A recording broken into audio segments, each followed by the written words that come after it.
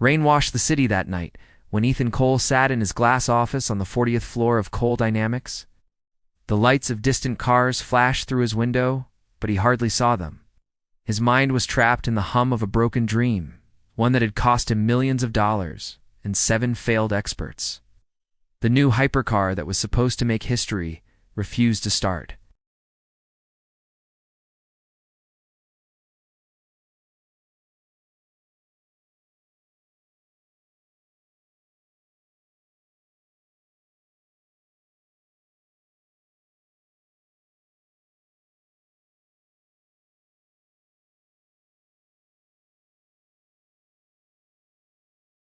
Tomorrow morning, they would demand answers, and all he had to show was a silent machine that mocked his confidence. The long meeting table before him was still covered with reports from the engineers who had tried to fix the car. Each report sounded the same, full of theories and excuses.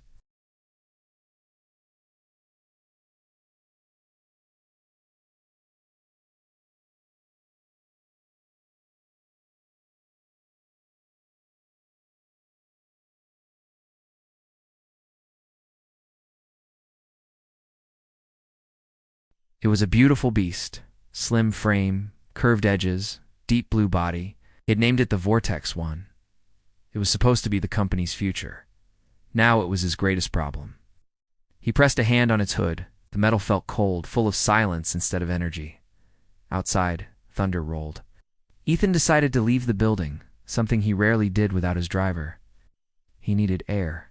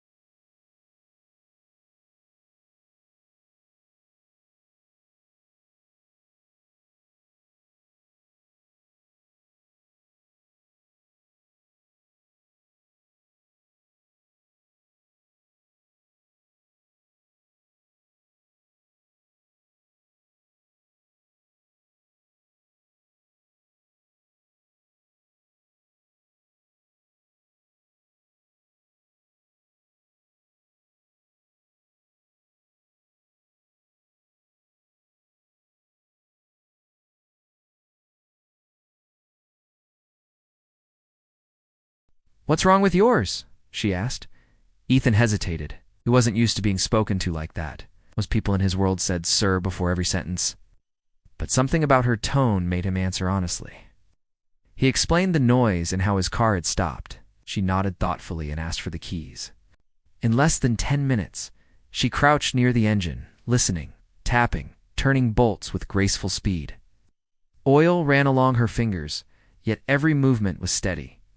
She fixed the car quicker than any expert he had hired before. When she started the engine again, the car purred like a satisfied cat. Ethan stared, half impressed, half confused. "What did you do?" he asked. "Loose connector near the power core," she said. "Most people miss it because it's hidden under the insulation. You were lucky it failed near my shop." He smiled a little.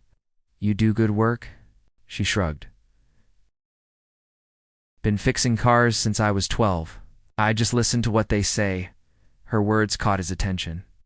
It sounded simple, almost childish, but she said it like a truth no engineer could teach. There was a rhythm in the way she spoke about machines, as if they had voices. Ethan found himself watching her as she cleaned her tools. He noticed how focused she was, how she moved without doubt or hesitation. It reminded him of what his team lacked: strength. "I could use someone like you," he said. She stared at the card, but didn't take it.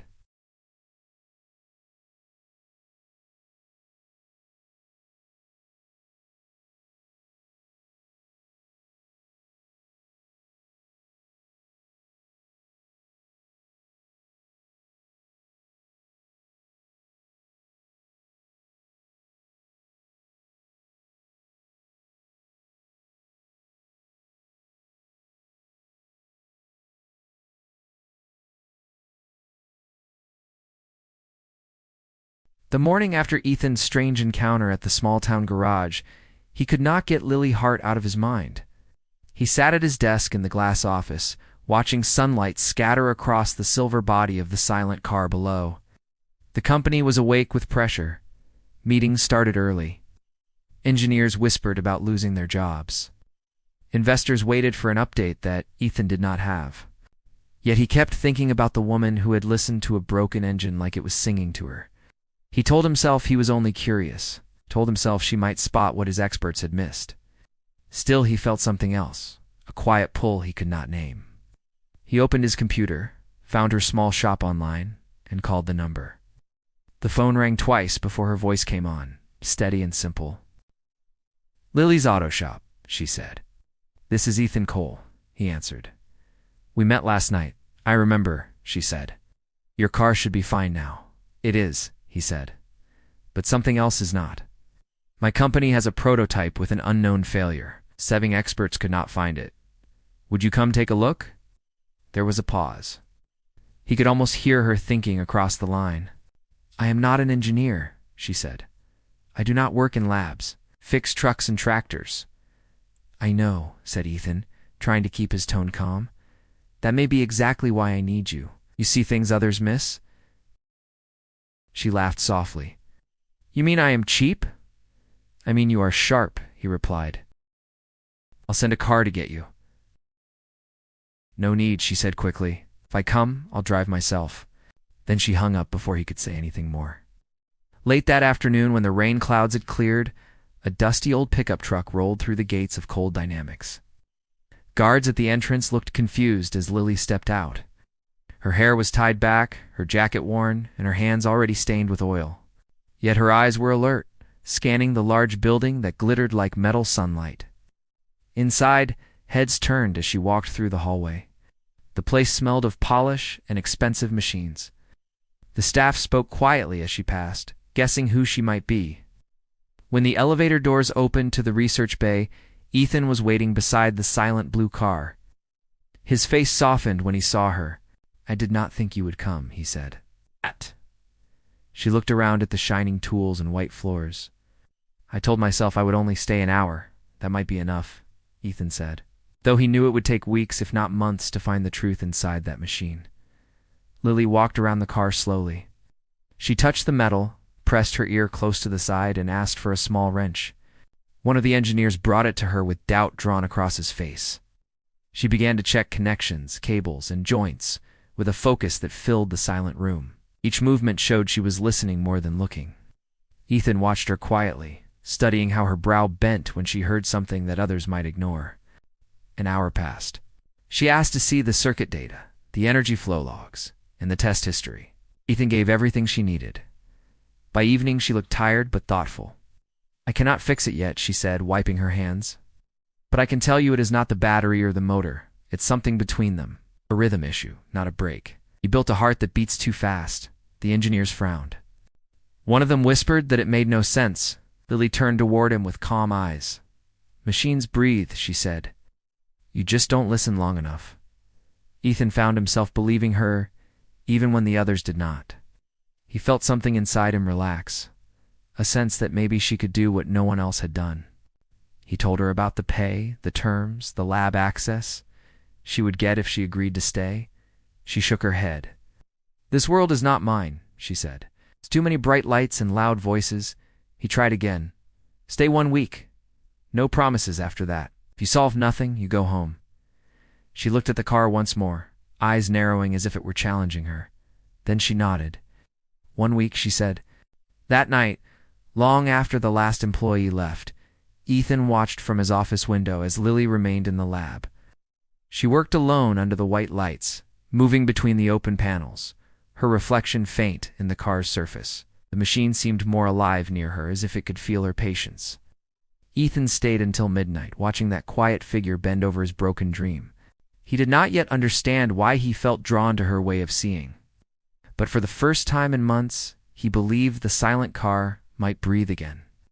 And behind that belief, hidden even from himself, was the growing sense that the woman from the small-town garage might be more than a mechanic who could fix engines. She might be someone who could fix the space inside him that had forgotten how to hope. Lily arrived every morning before sunrise. She parked her old truck near the loading bay and walked inside with her coffee cup. The guards had stopped asking for her pass. Everyone in the building already knew who she was. Some whispered that she was strange. Others said she would not last the week. But Ethan Cole watched her work with a quiet faith that surprised even himself. In the lab, the air was cool and still. The blue car waited under the bright light, silent as a sleeping beast. Lily would circle it slowly, open its panels, and listen. When the engineers spoke too fast or too loudly, she asked them to lower their voices. She said the machine could not talk when people shouted over it. They laughed, but then they grew curious. Soon, even the most serious technician began to listen with her, waiting for the faintest hum or pulse from the silver wires. Ethan often joined them. He stood near the glass rail, watching from above. For years, he had controlled every project, demanding precision and logic. Now he found himself letting her lead, though she had no degree and no fame. She worked with confidence that came from something older than theory. Her movements were rough but graceful, like a craftsman shaping wood by hand. Every sound she heard spoke a language that only she seemed to understand. During lunch breaks, Ethan sometimes walked down to talk to her. She ate simple food from a paper box sitting on a metal stool near the car. One day he asked, "How do you know what to fix if you cannot see what is wrong?" She chewed her food slowly and said, "You listen to the rhythm. When a machine feels wrong, it tells you. Not in words, but in the way it breathes. It is the same with people." He smiled. "So you think I breathe wrong?" She looked up at him, half smiling. "Sometimes. You hold your breath when things get hard. That stops everything from moving right." He was not used to anyone speaking to him that way. Her simple honesty made him aware of habits he had never noticed. After that day, he caught himself breathing deeper, trying to loosen the tightness in his chest. The week went by quickly. Lily filled the whiteboards with notes written in her sharp handwriting. She drew patterns of energy flow and sound waves. The engineers began to ask her opinion first before checking their programs. While some of them grew defensive, but Ethan's approval kept them silent. He told them the goal is not pride. The goal is a living car. One evening, the power flickered in the lab, and they all paused. Lily shouted for everyone to stop all tests. She bent near the open circuit and closed her eyes, listening. The hum changed pitch for a second. She straightened up and said firmly, "There it is, not the wires. It is timing. The pulse of this system fights itself halfway through each cycle." The chief engineer frowned. "That is not possible," Lily replied. "It is already happening. You just do not want to see it." Ethan came closer. "Explain what you mean." She pointed to the small line on the data screen. "This beat here runs faster than the others. Every 10th rotation, it stumbles. The system loses balance and restarts. That is why it dies." Ethan stayed quiet. He could see the slight unevenness she spoke about. No one else had noticed it. He felt a slow admiration growing inside him, deeper than professional respect. She had turned a hopeless problem into something that could be named. When the night ended, most of the team left. Ethan stayed behind again. He found her sitting beside the car with a wrench in her hand, staring at the blue metal. She looked lost in thought. He stepped closer. "Do you ever rest?" he asked. "Machines do not rest until they work," she said. "So neither do I," he laughed softly. "Stubborn, so are you," she said quickly, then added, "That is why this place feels noisy and silent at the same time."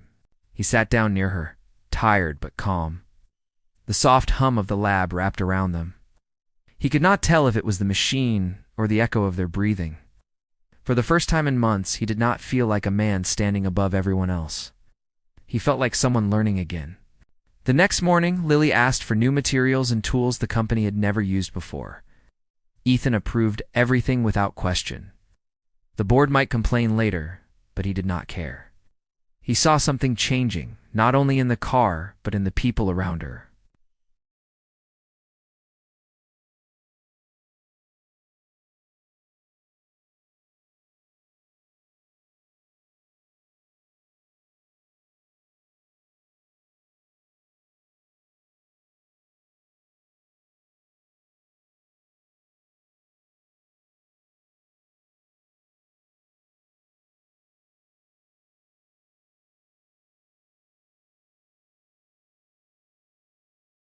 And somewhere between the rows of shining tools and quiet engines, a new sound was starting to rise. It was not metal or wires. It was the sound of two lives beginning to find the same rhythm. Rain beat against the tall glass walls as another long night covered the city. Ethan did not leave the building that evening. The pressure from the board had grown heavier. They wanted results before the weekend. Some had already hinted that Ethan should shut the project down and move the money to other ventures. But he refused. He had seen how close Lily was to finding the missing piece, and for some reason he trusted her more than he trusted his entire team. At midnight, the research bay was almost empty. Only Lily and Ethan remained.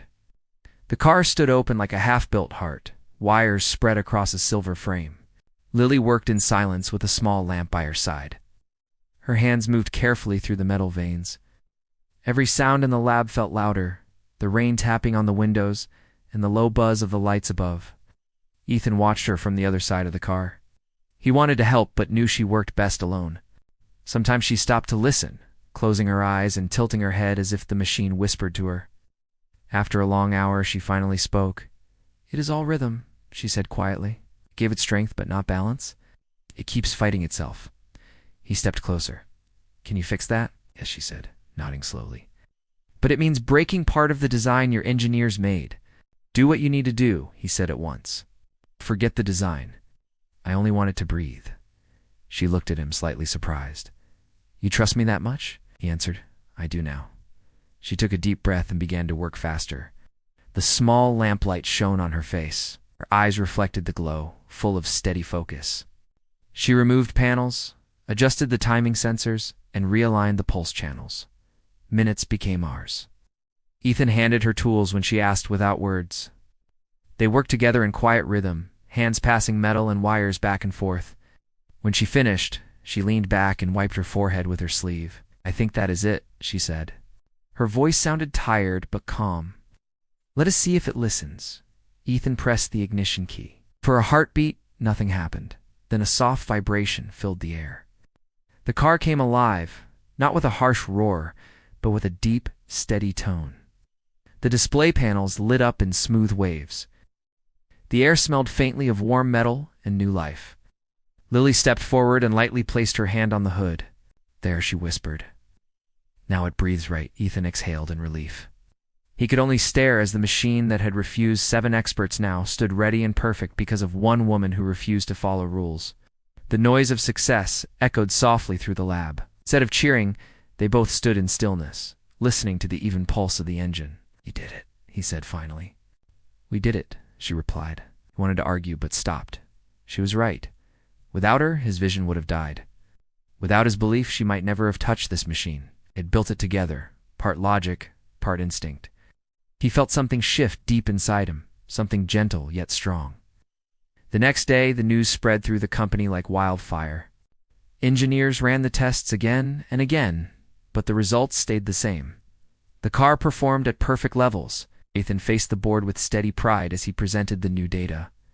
Investors smiled. Reporters waited outside the building, hoping to hear the story of how a so-called unqualified mechanic had solved what 7 professional experts could not. Through all the noise, Ethan searched for Lily. He found her sitting quietly in the corner of the lab. Far from the cameras, her clothes were smudged with grease, her hair tied loosely, but her face carried a peaceful glow. When he approached her, she looked up with a small smile. "You should be out there celebrating," he said. "Machines do not like loud parties," she answered, "and I like quiet better." He sat next to her. "You know what this means? The company will rise higher than ever. You can have any position you want here."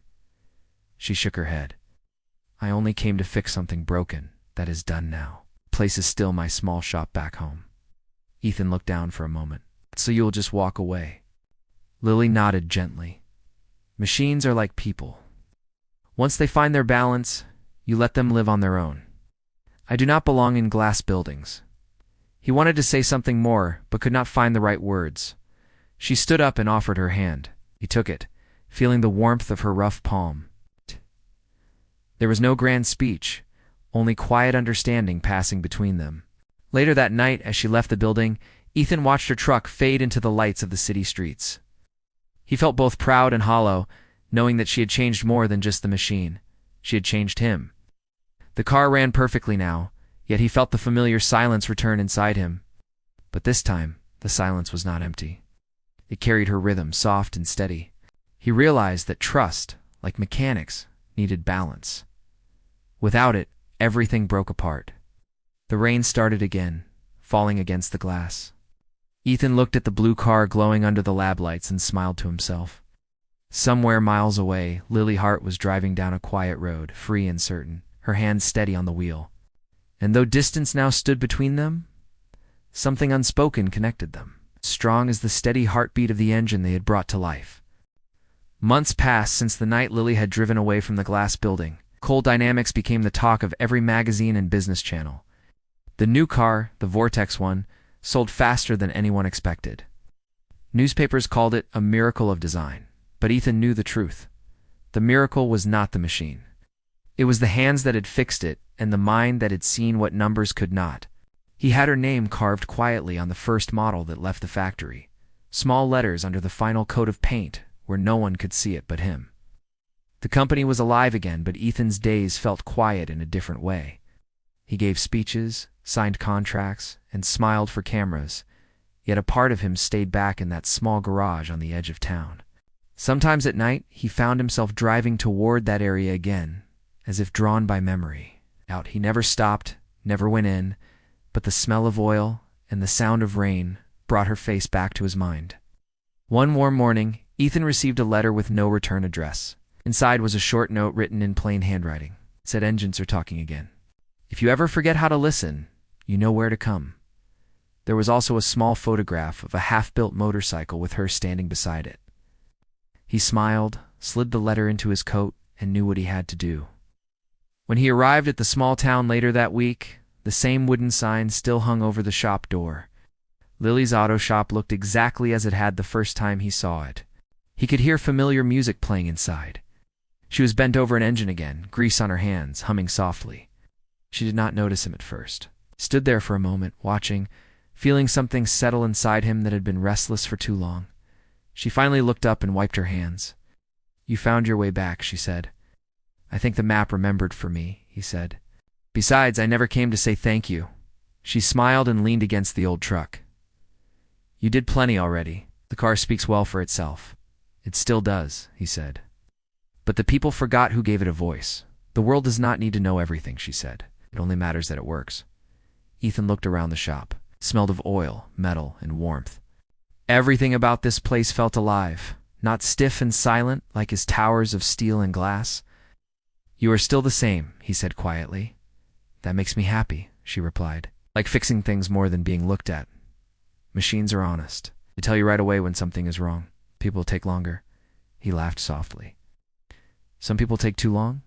For a moment, silence filled the space between them. Not as emptiness, but as peace. She poured 2 cups of coffee and handed him one. They sat on overturned crates beside the open window. Outside, spring wind moved the leaves in slow waves. Ethan watched her, trying to find the right words. Finally, he said, "You know, after you left, I tried to fill the silence with work. But nothing sounded right. I think I forgot how to listen, just like your letter said." She stirred her coffee and looked at him with calm eyes. "Listening is easy when you stop trying so hard. You've built too many walls around your heart. Let the sound in, and it will find balance again." Her words hit him gently, like a hand brushing dust from his shoulder. He realized that in chasing perfection, he had forgotten what made things feel real. They stepped outside later.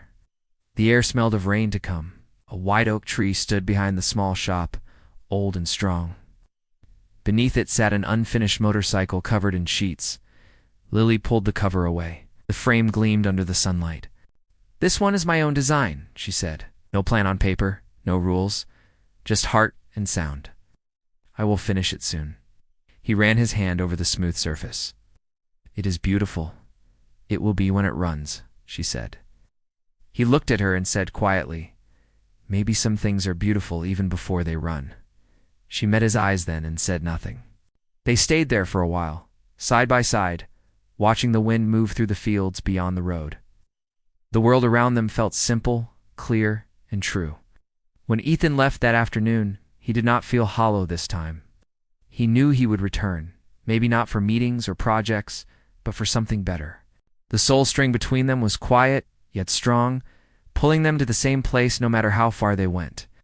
Back at the company, when his employees asked what kept him inspired, he answered without hesitation, listening. And though no one understood what he truly meant, the word reminded him of a small garage, a voice that believed in heart over degrees.